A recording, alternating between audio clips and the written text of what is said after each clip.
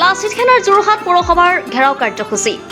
2 শতাধিক লাচিত সেনাৰ কৰ্মীৰ লগতে বহু দল সংগঠনে যোৰহাটৰ সন্দেহযুক্ত বাংলাদেশী আজাদ চৌধুৰীক গ্ৰেপ্তাৰৰ লগতে আজাদ চৌধুৰীৰ অবৈধভাৱে দখল কৰা ঘৰ মাটি উচ্ছেদ কৰাৰ দাবীৰে যোৰহাট পৌৰসভা ঘেৰাও। যোৰহাটৰ পৰা অনুপম বৰাৰ ৰিপৰ্টাৰ লাইভ অসম। ব্যৱস্থাটো নাই আমি এতিয়া বৰ্ডৰ এতিয়া আজি মই ক'বলৈ দিগদাৰতো কাৰণ বৰ্ড মিটিঙত আমি ডিচিশ্যন ল'ম তেওঁলোকে চবেই সকলোৱে নিজৰ নিজৰ মতামত দাঙি ধৰিব তাৰপিছত আমি ডি চি আমি এম এল এৰ লগতো বহিম আমাৰ বিধায়কৰ লগত আমাৰ ডি চিৰ লগতো কণ্টেক্ট কৰিম আমি অৰ্ডাৰটো উলিয়ালোঁ আজি বোধহয় ওলাই যাব একাউণ্টছ বহুত একাউণ্টছ আছে চাই আছে তেওঁ আজিয়ে যদি পটককৈ মই উঠাই দিওঁ আমাৰ দৰমহা চৰমহা কথা দিগদাৰ হ'ব গতিকে তেওঁ সহায়িক হিচাপ থাকিব আমাৰ এফ এমৰ গোটেই একাউণ্ট চাব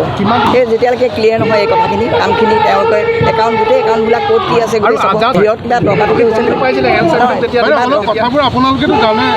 কি কথা কাজিয়াখনটো হৈছিলে তাৰে ঠিকাদাৰ মাজত দেখা পাইছোঁ পাছত তেওঁলোকে ঠিক হৈ গ'ল বুলি ক'লে আজাদ চৌধুৰী মোৰ ৰুমত গৈছিলে তাৰপিছত মোৰ কি হয় উৎপাত হুলস্থুল হৈছে তেতিয়া কৈছে চব ঠিক হৈ গ'ল তাৰপিছত মই লাগলো সেইটো আপোনালোকে কিবা হেঁচা আহে নেকি মানে আজাদ চৌধুৰীয়ে কিবা কৰি আপোনালোকে একো মাতিব নোৱাৰে নাই আমাক কোনো হেঁচা নাই দেই এইবিলাক আজাদ চৌধুৰী যিখন মাটি দখল কৰা বুলি কৈছে তাৰ পৰা পৌৰসভাই কৰ পায়নে আগতে পাইছিলে নাজানো আমি অহা দিনৰ পৰা আমি কৰ লোৱা নাই আপোনালোকে নাপায় 2022 চনৰ পৰা আমি আমাৰ কোনদিনাখন উঠাই দিবলগীয়া হ'ব গতিকে কৰ ল'লে আমাৰ দিগদাৰ হ'ব আমি কৰ নাই লোৱা আপোনালোকে কৈছিলে যে মাটিখিনিৰ কথা তেওঁ আগতে জনাইছিলেনে আমি তেওঁ কাৰণে কিবা কিবি তেওঁ এগেইনষ্টত কেছ চেছ হৈ থাকে বুলি শুনিছিলোঁ মই উকিলৰ লগতো কথা পাতিছিলোঁ যে কেছখন কোনোবাই দিয়ে কিন্তু আগ নেবাঢ়ে তাৰপিছত কেছখন তেনেকৈ থাকি যায় এতিয়াও ডিছপুটেড হৈ আছে নেকি এতিয়াও আইনৰ আওতাত আছে নেকি কোৰ্টতে আছে আদালতত আছে নেকি আছে আদালতৰ বিষয়টোতো আপোনালোকে তেনেকৈ পটককৈ নোৱাৰিব সেইটোৱে মই মানে ভিতৰত আছিলোঁ কিন্তু মই গম পাইছিলোঁ যে কিবা এটা হতাহতি হৈছে তাৰপিছত তেওঁ আহি পেলাই মোক ক'লেহি যে মই কৈছোঁ কিহৰ হুলস্থুল হৈছে কৈছে বাইদেউ এইবোৰ হৈ গ'ল চব ঠিক ঠাক হৈ গ'ল আমাৰ অকণমান ভুল বুজাবুজি হৈছিলে তাৰপিছতো মই আগবঢ়া নাই আৰু মই নাজানো ইমান বিচৰা নাই নহয় আচলতে L7ক দিবলগীয়া হ'ল কেলৈ আমাৰ সেই আগৰ আমাৰ এখন মিটিং আহি আছিলে এম এল এ আমাৰ বিষয়ববীয়া যিখন মিটিং বৰ্ধিত বিষয়ববীয়া যিখন মিটিং হৈ আছিলে তাৰ কাৰণে আমাক বহুত এমপ্লয়ি দৰকাৰ হৈছিলে আৰু ৱাৰ্ডবিলাকত আমাৰ পানী হৈ গ'ল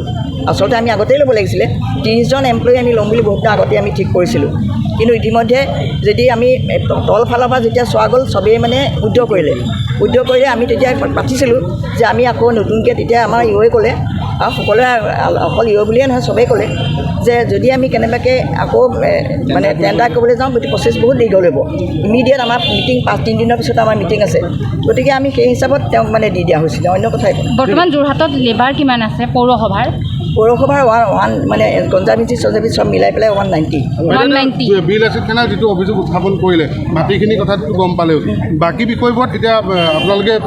পৰ্যায়ক্ৰমে আগবাঢ়িব নে কি হ'ব আমি চব কথাতে আমি আগবাঢ়িম এতিয়া আমাৰ মিটিঙত সেইদিনা আলোচনা হ'ব নেক্সট আমাৰ যিটো বৰ্ড মিটিং হ'ব বৰ্ড মিটিঙত সেইটো আলোচনা হ'ব